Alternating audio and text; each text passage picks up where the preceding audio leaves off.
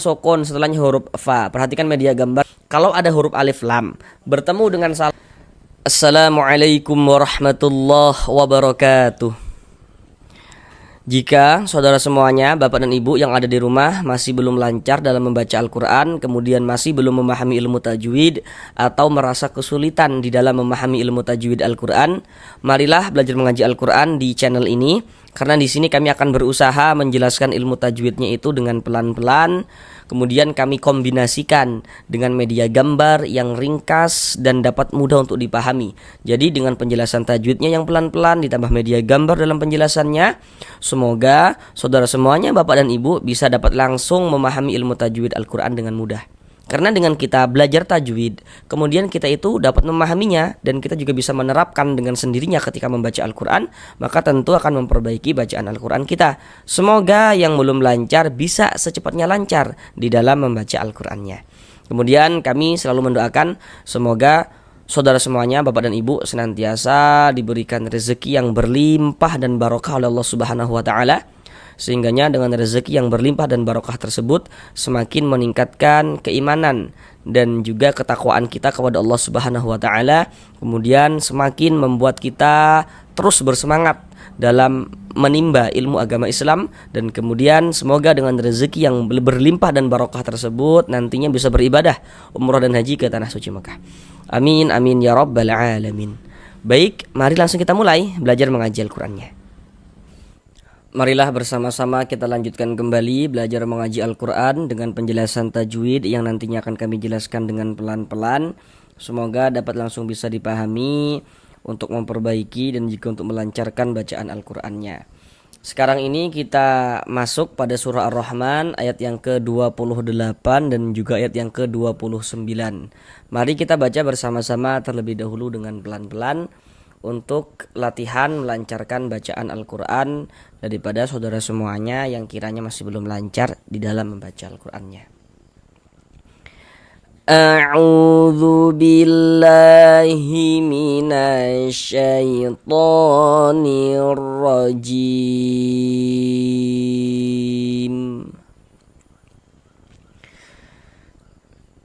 Bismillahirrahmanirrahim. Fabi'ayyi ala'i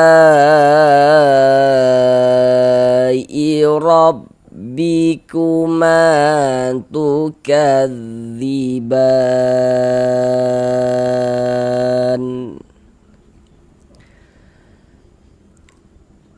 Yas'aluhu man fis samawati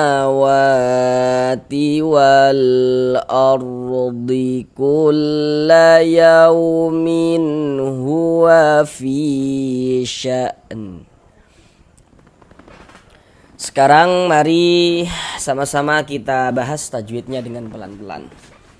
Untuk surah Ar-Rahman ayat yang ke-28 ini, untuk pembahasan tajwidnya dengan lengkap, dengan media gambar, dengan penjelasan tajwid yang kami jelaskan dengan pelan-pelan, silahkan lihat pada pembahasan surah Ar-Rahman ayat yang ke-13.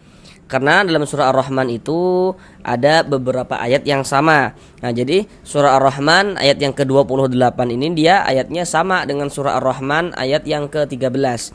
Nah, jadi silakan masuk ke channel kami, masuk di bagian playlist video, kemudian masuk di playlist video surah Ar-Rahman dan cari pembahasan pada surah Ar-Rahman ayat yang ke-13. Nah, jadi di sini kita bahas secara singkat saja.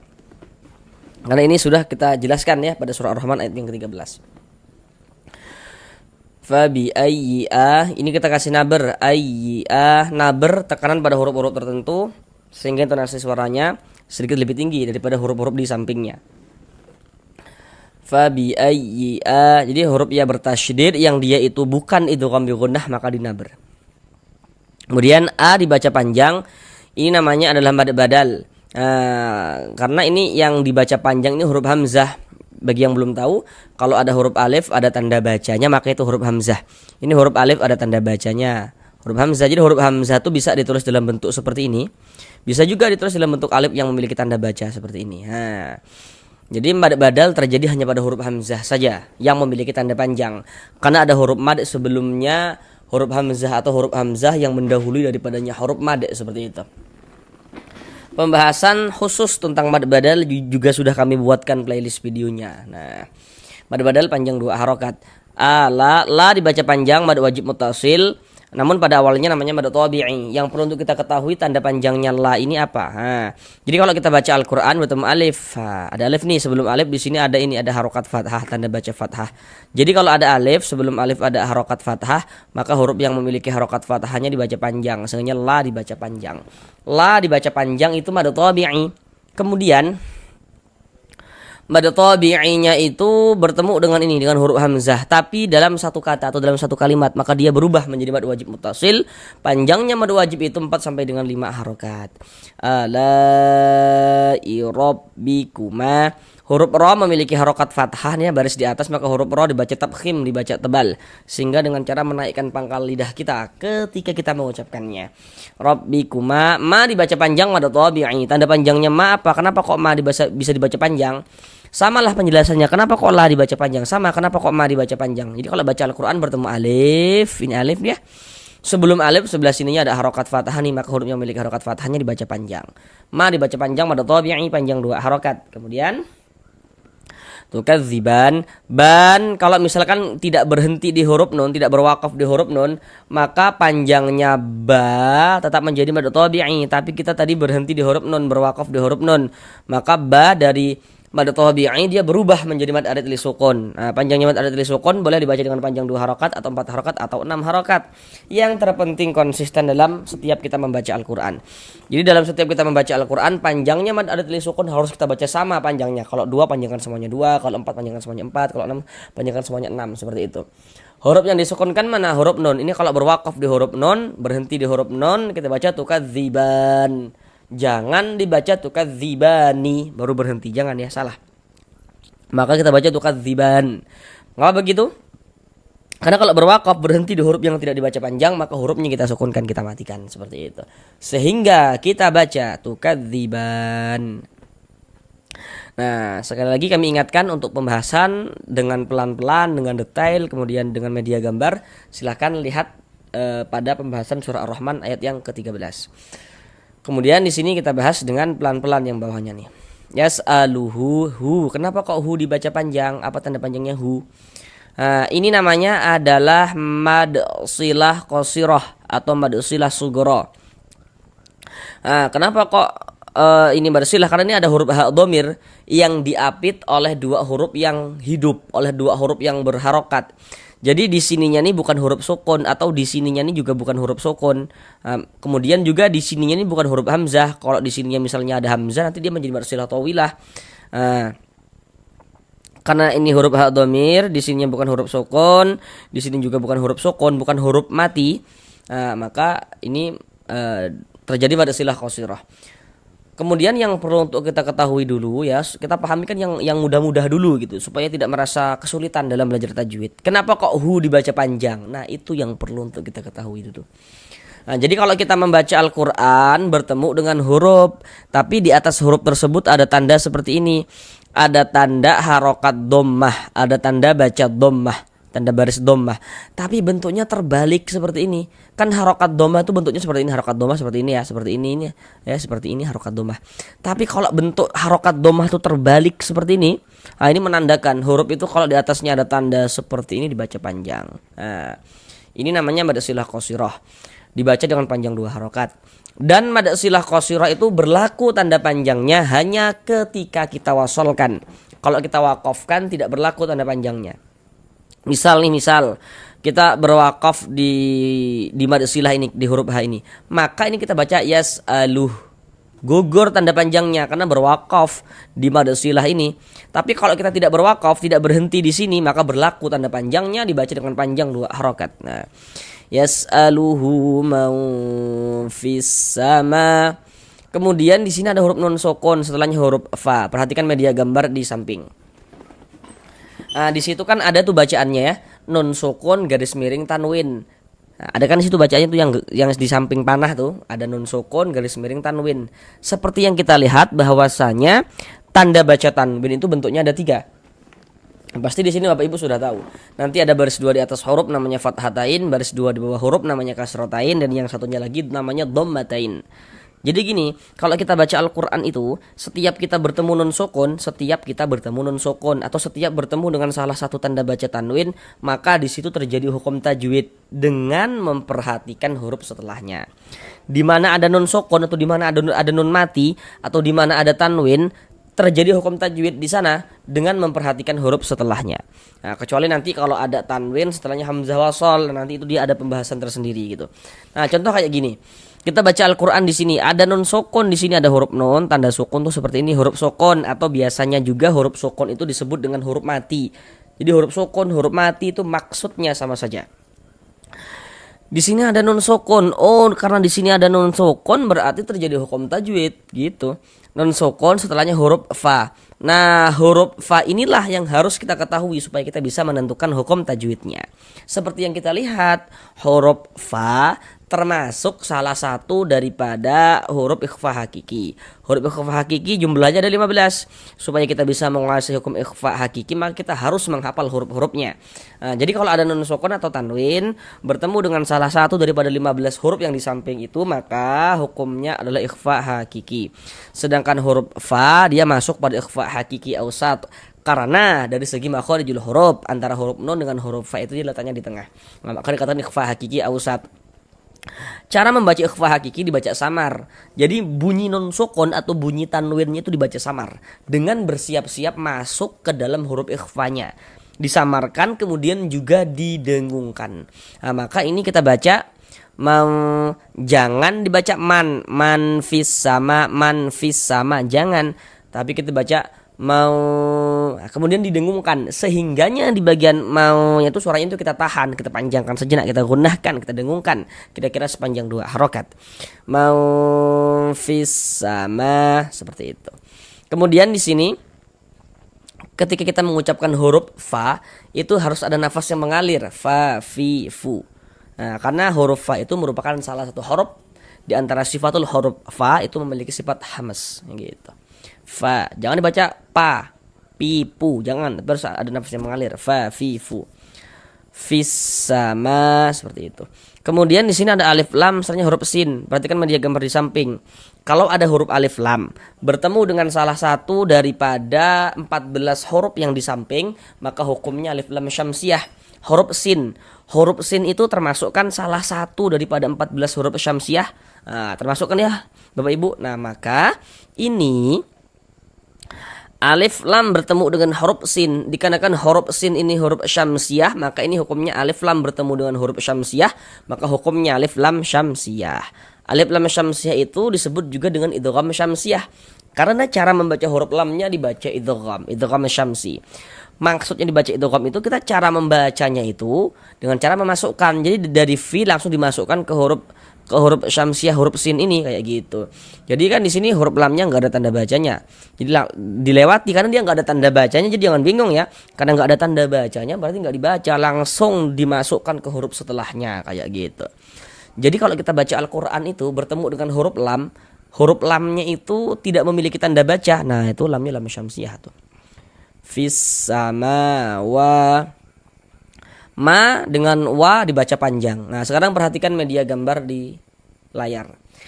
Di situ ada bacaannya rumus mad tabi'i atau mad asli. Jadi mad tabi'i atau mad asli itu memiliki 3 huruf mad. Jadi huruf mad itu jumlahnya ada 3. Apa saja itu? Rumus 1 warna hitam. Huruf ya sukun sebelumnya harokat kasrah. Jadi kalau baca Al-Quran bertemu ya sukun, sebelum ya sukun ada huruf yang memiliki harokat kasrah, maka huruf yang memiliki harokat kasrahnya dibaca panjang. Rumus 2 warna hitam, huruf waw sukun sebelumnya harokat dhammah. Jadi kalau baca Al-Quran bertemu waw sukun, sebelum waw sukun ada huruf yang memiliki harokat dhammah, maka huruf yang memiliki harokat dhammahnya dibaca panjang. Rumus 3 warna hitam, huruf alif sebelumnya harokat fathah. Jadi kalau kita baca Al-Quran bertemu alif, sebelum alif ada huruf yang memiliki harokat fathah, maka huruf yang memiliki harokat fathahnya dibaca panjang. Di dalam Al-Quran itu untuk menunjukkan tanda panjang, huruf-huruf mad itu bisa ditulis dalam bentuk seperti rumus 1, rumus 2, rumus 3 yang warna-warna hitam itu. Yang maksudnya itu dari segi tulisan huruf madnya itu ada, kelihatan, tampak gitu. Kemudian juga untuk menunjukkan tanda panjang pada mad tabi'i, bisa juga huruf-huruf mad itu nantinya tidak ditulis dalam bentuk seperti yang warna-warna hitam itu. Namun huruf madnya itu hanya dikira-kirakan, diganti dengan tanda-tanda panjang seperti yang rumus 1, rumus 2, rumus 3 yang warna-warna hijau itu.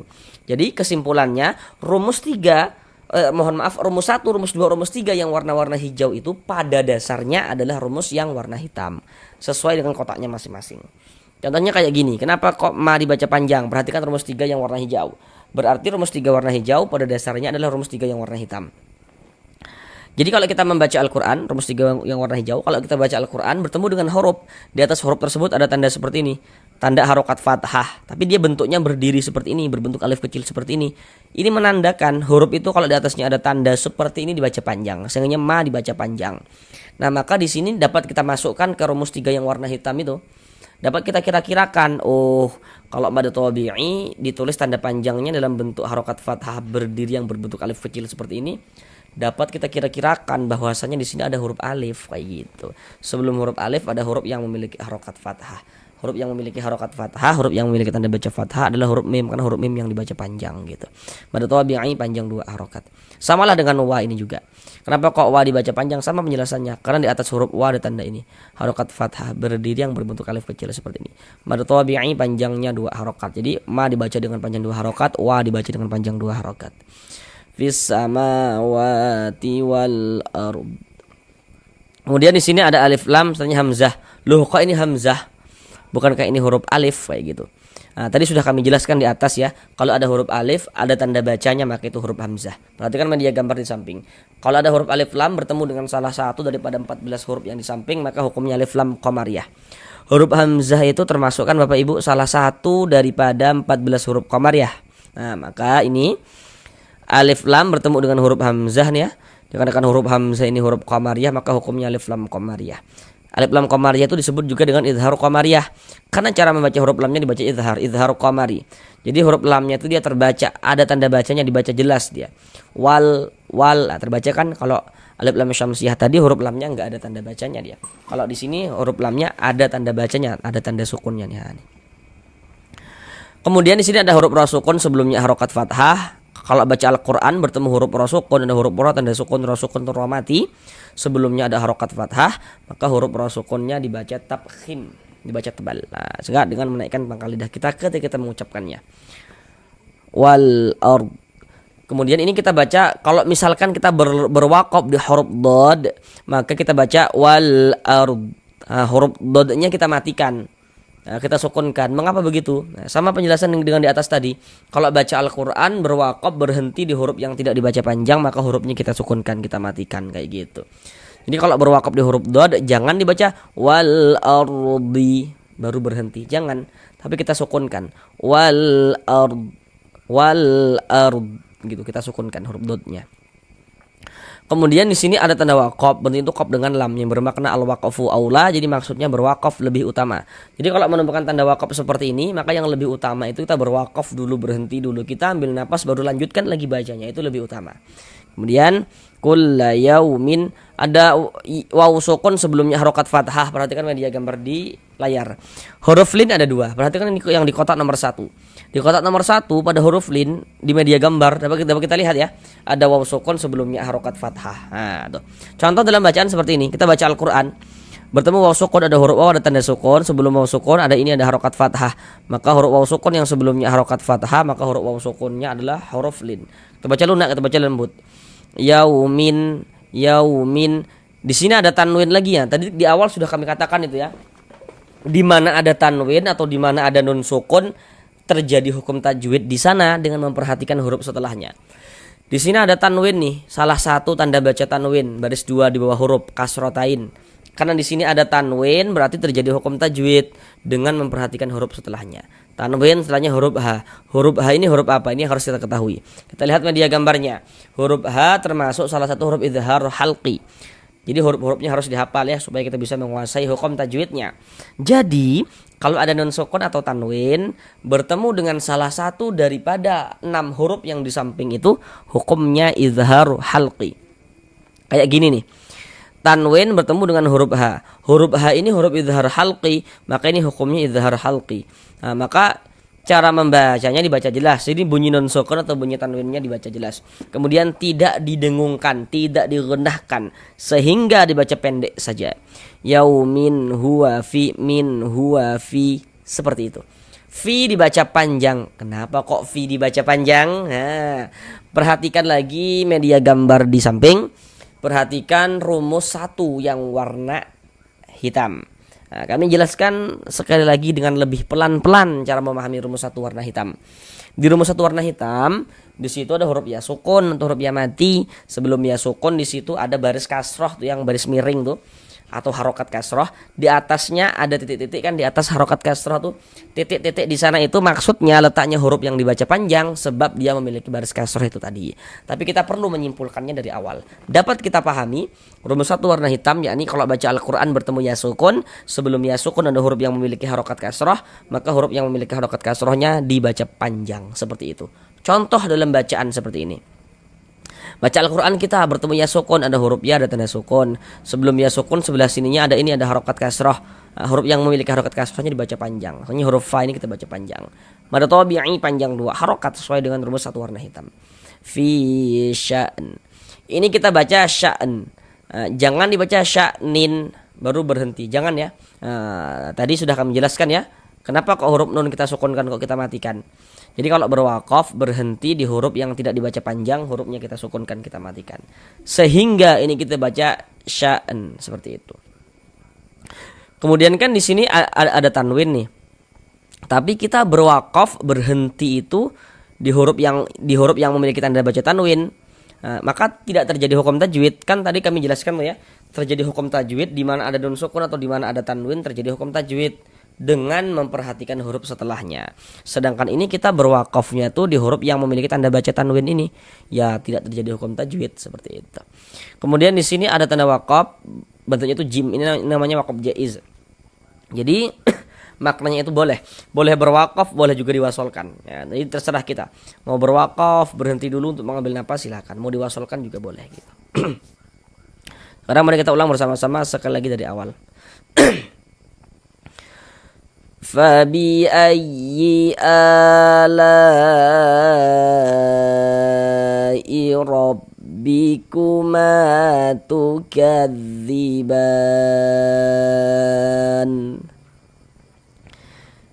يَسْأَلُهُ مَنْ فِي السَّمَاوَاتِ وَالْأَرْضِ كُلَّ يَوْمٍ هُوَ فِي شَأْنٍ صَدَقَ اللَّهُ الْعَظِيمُ. Sampai di sini belajar mengaji Al-Qur'annya. Sampai bertemu di pembelajaran yang berikutnya. Assalamualaikum warahmatullahi wabarakatuh.